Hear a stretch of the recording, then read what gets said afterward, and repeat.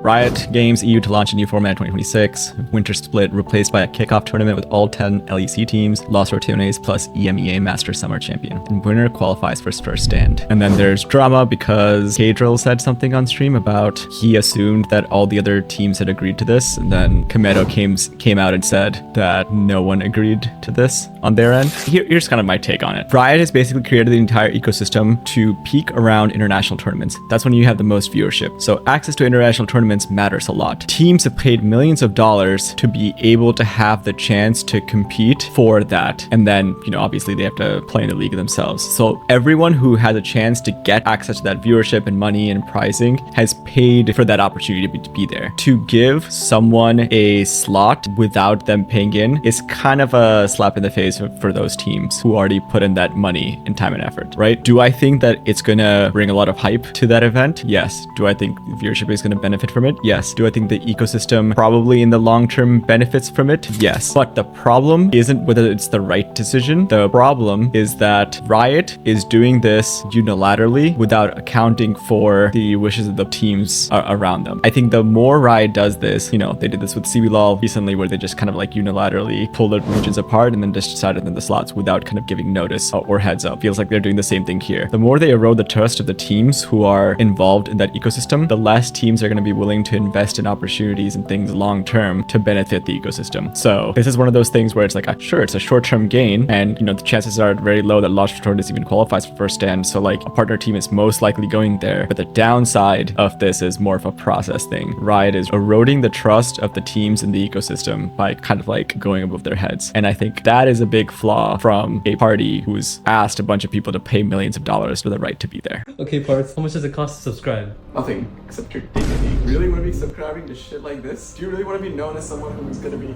subscribing to a channel because of their YouTube shorts and because the algorithm decided to find you here and trap you here forever in this fucking ecosystem where we're all just giving up all of our time forever? Yes.